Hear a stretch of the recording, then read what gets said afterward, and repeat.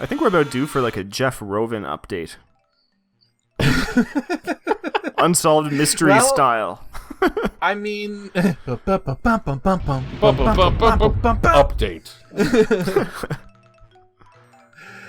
Oh, well, I mean, this is the meta video game inside a video game episode, so yeah.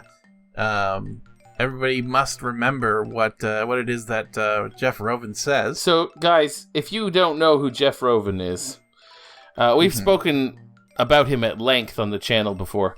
But we've had our biggest talks about him on our actually Mega Man 2.5 playthrough during the, I want to say, is it the Pharaoh Man stage? Oh goodness! No, Tornado Man. Tornado Man. Go check that out if you want to know anything you need to know about Jeff Rovin. So Jeff Rovin is one of the most fascinating characters in all of just humanity. I would say humanity. Western civilization.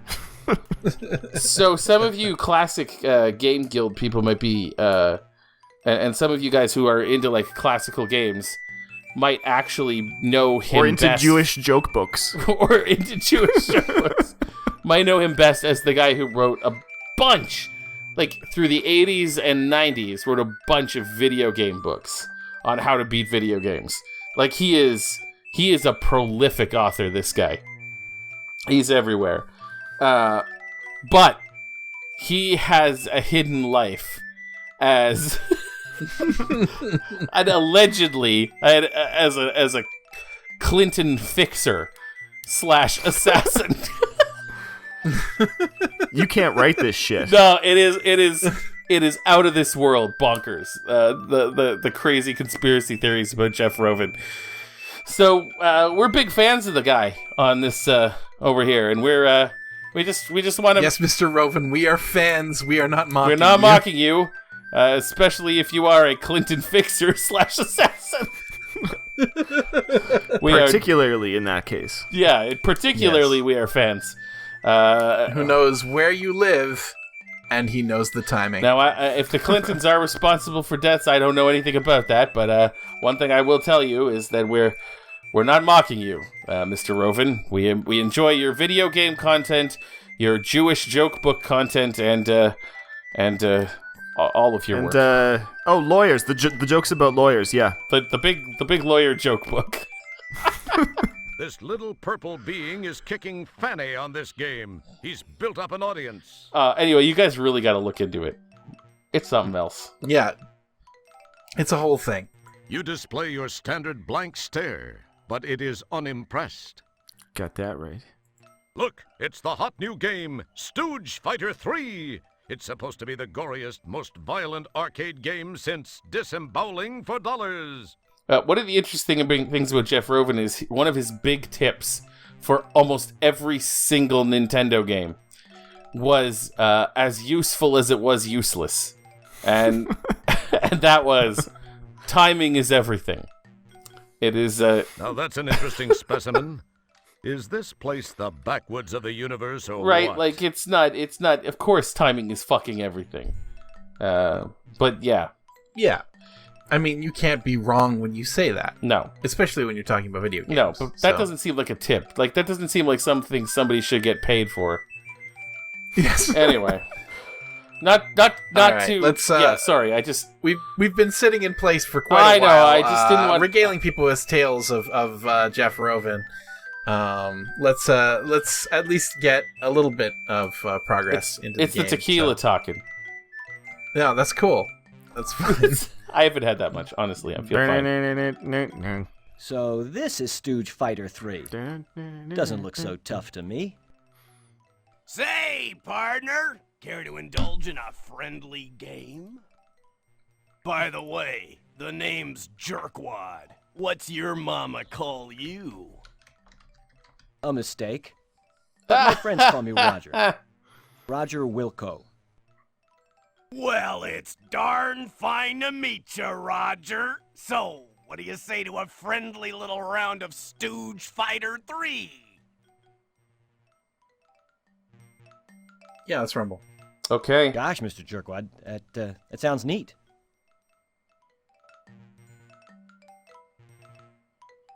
Okay.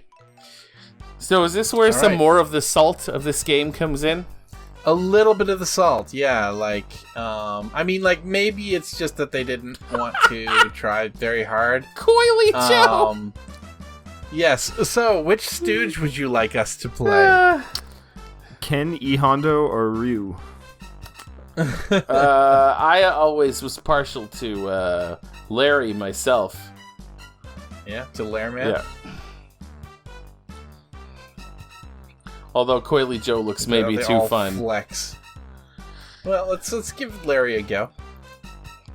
Okay, so it's just A, D, and S, and then A, B, and then Q, W, E for A, B, and C.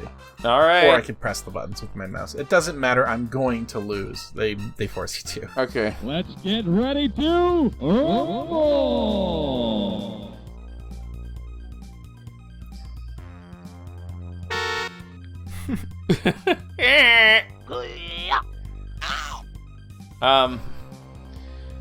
Okay, so like back when this game came out, Yeah, this is like the pinnacle of Oh Jesus! Of when like Street Fighter and Mortal Kombat were like at their peak. yeah, In the defense of this game, this seems ultimately more playable and enjoyable than Street Fighter 1. that's true. Oh sure, yeah, without a doubt. Can you imagine how many kids played Street Fighter 2 and went looking for Street Fighter 1 for more of the same? I know that I was one of those disappointed young lads. Yes, I too was. I think every kid was like, I am going to seek out the humble genius of the beginnings of this franchise. Oh. I like playing Gil. He's my favorite character. Gil. I love Gil. Big Mo win. Wow. It's of its time. Look at the ashtray on the video game. Yep. Meh. All right, I'm just gonna let myself die here because I can't win anyway. That's a plot point, guys. Jerkwad will always win, eh? Jerkwad always wins. We're gonna have to Roger Wilco it up and find some way to cheat. Well, I think you should just follow the advice of the great video game expert and sensei, Jeff Rovin. Jeff Rovin.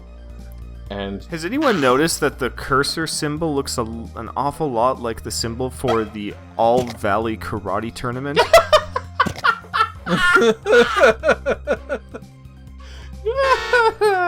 oh Blatant. yeah, Blatant. it's a blatant ripoff, that's for sure. Oh, I gotta bring that up.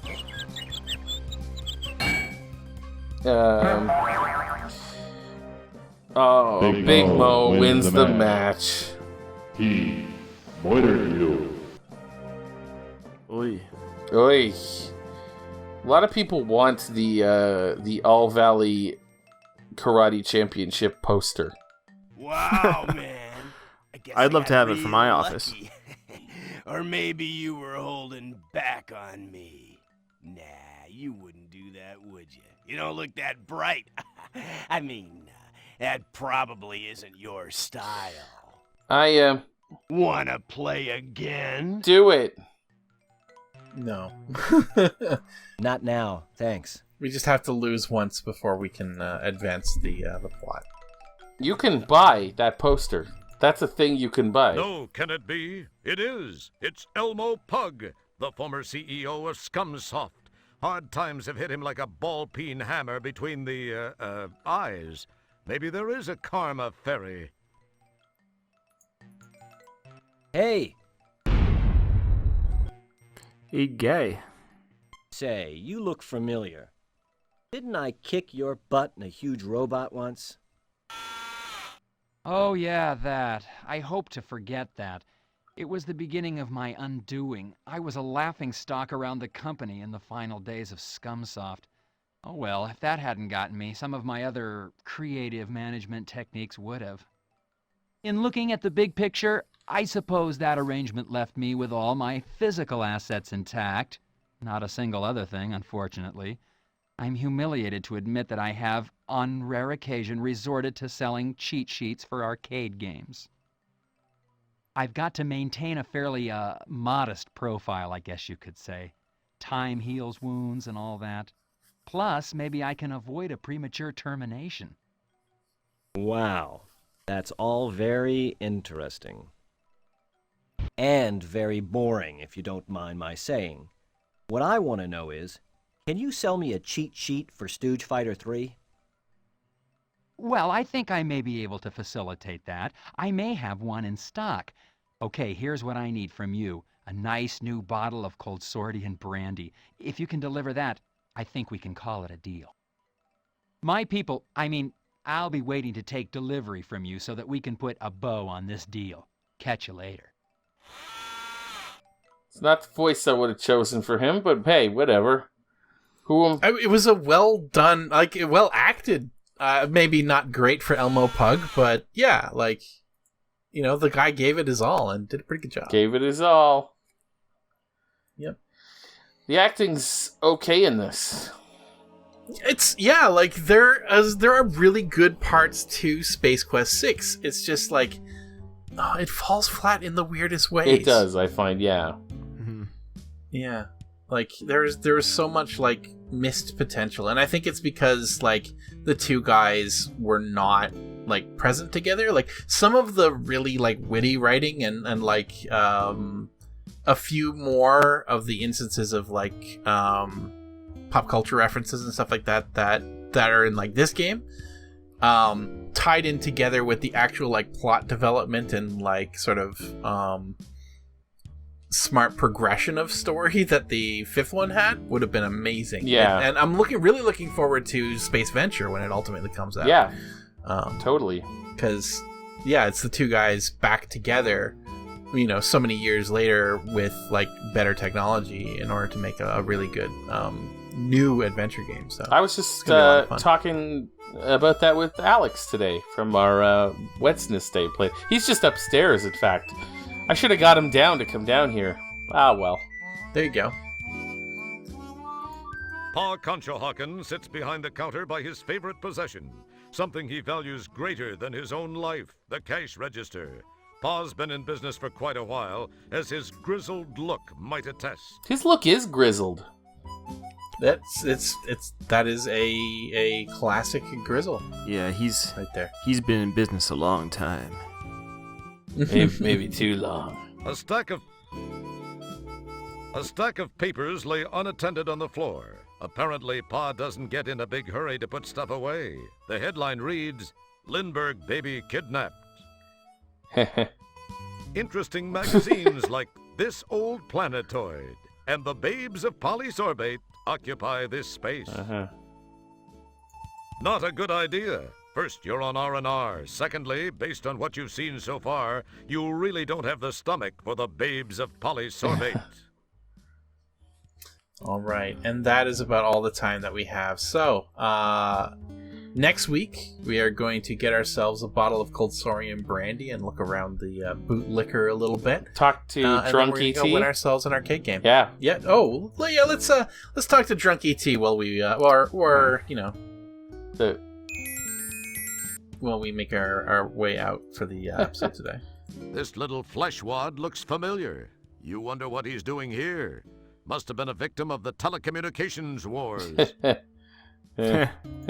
Your words cause everything to become speechless. How dynamic of you. Oh, you can't talk to him. Yeah, but there is a little bit of a Easter egg if we continue to abuse this. So go ahead and talk us out while I... All right, I feel guys. very sad for a hypothetical E.T. Why? Because he's fallen on hard times? Dude was a botanist from a post-scarcity culture. What do you want? Oh! There you go. Oh man, the dad jokes in this game. Now you got your pull my finger joke. Okay. Out of Space Quest. I hope almost you're slapped happy. my knee. Oh my god. All right, everybody. Thanks for stopping by. You know, you could have been watching anything right now. I'm sure you're thinking the same thing. Join. But now it's time we handed you your hats, you know? Look up Jeff Rovin. It's a hell of a ride. And go watch Mega Man 2.5 if you haven't. Andrew's actually really good at it. It's really fun to watch. And you can hear us. Contrary to the video evidence that you will see. No, it's good. It's good. All right, everybody, take it easy. Slam it home. Keep your stick on the ice. Go stay in school. Keep your powder dry. Do a barrel roll. You know, all the same shit that we usually say. Yeah. Keep your tires between the ditches. Yeah. Onward and Good upward. advice. We'll catch you next week, and until then, know that deep in our hearts, we love you. Deep, deep in our hearts. Deep. So deep. Very deep. Goodbye. Bye. Do you guys remember that Michael Jackson song from the E.T. soundtrack? There was actually a Michael Jackson song on the E.T. soundtrack called "Somewhere in the Dark." It's a serious thing. Look it up. I swear to fuck. I'll sing it next time. I'll sing it next week. Bye. Do you remember that Michael Jackson song from Sonic Adventure? Do you still have the E.T. narrated by Michael Jackson on Guarantee vinyl? it is at Dad's house. Guaranteed. All right, everybody, take it easy. Bye, everyone.